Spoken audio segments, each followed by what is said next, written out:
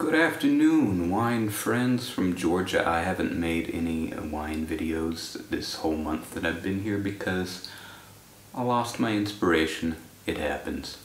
But it's the end of my time here and I'm going to do a mega review. Fucking let's start it right now. Bottle number 1, we have the Monavie. It's a Monavie, which is a white wine here. The thing about white wines in Georgia, a lot of them, they leave the skins on and the skins are kind of reddish green, so the wines turn out this orange color. They call them amber wines here. That's what most people will drink. A lot of the cheaper wines come in these huge jugs and they're kind of orange, and that's how they make it.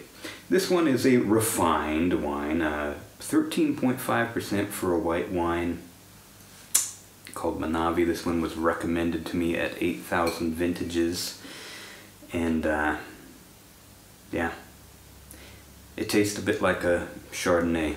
Fucking boring. White wines in Georgia, I don't know. Especially when they call them dry white wines. Monavie, not good. But next, one of the larger wineries here, the Mildiani. There's a fucking Georgia names. Solakari. But it's Solakari. Yes, it's a white wine. They call it dry, but I would call it semi-sweet. Anyway, this one was awesome, and it was about $5 US. I'll let you look at that again. It sells in almost all of the supermarkets. This particular white wine I thought was really interesting. Next, we have probably my favorite non-red wine that I tried here. You will not be able to find this anywhere except for at the 8,000 Vintages store if you happen to visit Tbilisi. It is, I think, a Rrkozzitelli. I don't think they roll the R's though. I don't know how to do it without rolling the R. Rrkozzitelli. And this one was an amber wine, and it was so interesting. Those amber wines tend to have a earthiness, but they're a lighter taste. You know, they have some of the quality of a white wine, except they've got an earthiness that white wines in the West, even though Georgia likes to call itself part of the West, they don't do. So this one was really interesting. Similar in a lot of ways to the Pheasant's Tears orange wine, made of the same type of grape. The Pheasant's Tears is ones that wine people might know about because some of those get exported. But this is a local one. Guy that sold it to me said that they only made 2,000 bottles of it. Not cases, bottles. Next was another one recommended to me. I said I wanted a semi-dry red. So they recommended this one here. This is a Sapravi, like almost all of the red wines are Sapravi here. And it's not semi-dry, it's semi-sweet. It was 15%, which is really high, and it tasted like a port, but like an oaky port. They had aged this one for, what, 18 months in oak. It's kind of weird, not really good. So if you're in Georgia and you see something that's semi-dry, it's going to be pretty sweet. It's going to be like a dessert wine. One that does call itself semi-sweet and has another difficult name to pronounce. I think it's the sound, the Chara. Yeah, Chara. 2018, semi-sweet, 12.5%, and that grape name that I tried to say, that I hope I said right, is called the Pearl of Georgia. And it makes this ruby-colored, light-bodied sort of wine, but semi-sweet. They should just call it fucking sweet. It was pretty good, but God, another dessert wine. But that's what Georgians like. They like super sweet wine. The last of the white wines that I tried was from one of the larger wineries, Ascanelli.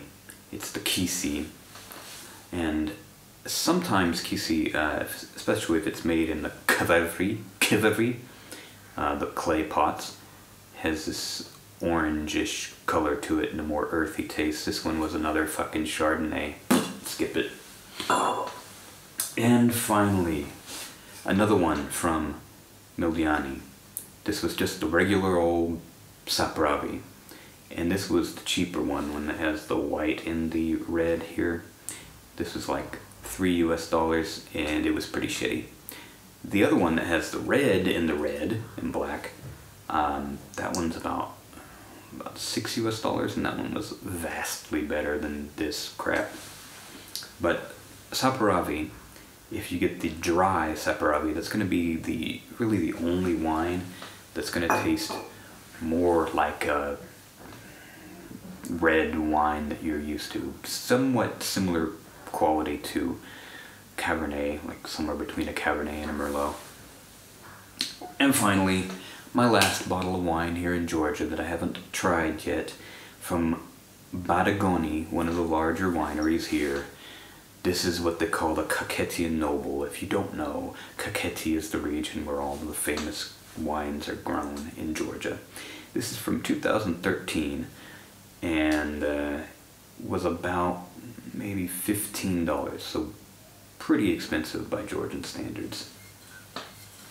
I wanted to see if this last wine here, and it's another Sapravi, a dry Sapravi supposedly. I want to see if this is worth $15.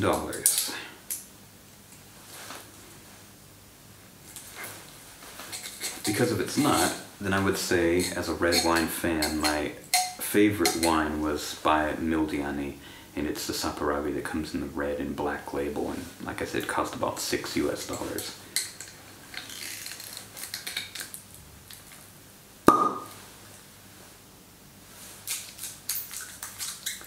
Smells a bit weak. It's a 2013, 13.5%, bottled in 2019. So, what does that mean?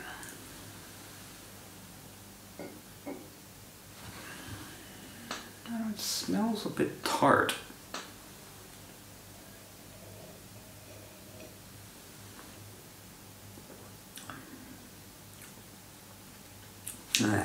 It attacks the center of the tongue. It's pretty tart.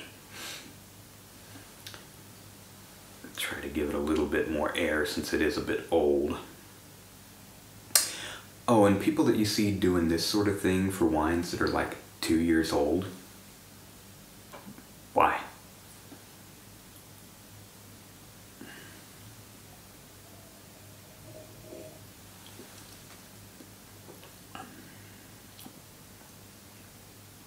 Okay, I mean, it's got some character to it, like the kind of character that you're used to from bottles that are like more than $20 US.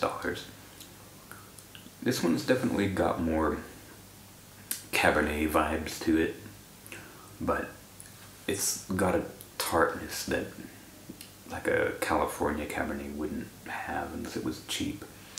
I think once this one sits for a couple hours, it'll probably get a little bit better, but not really worth $15. This is what I'd pay like $8 for in the US. Though the Mildiani Sapravi that costs $6 had a quality to it that I would pay about, you know, $12 to $15 for in the US. Anyway, these are my Georgian wines. It's my last day here. I'm probably not going to drink the whole bottle because I don't feel like it. But, yeah. Next time you see me,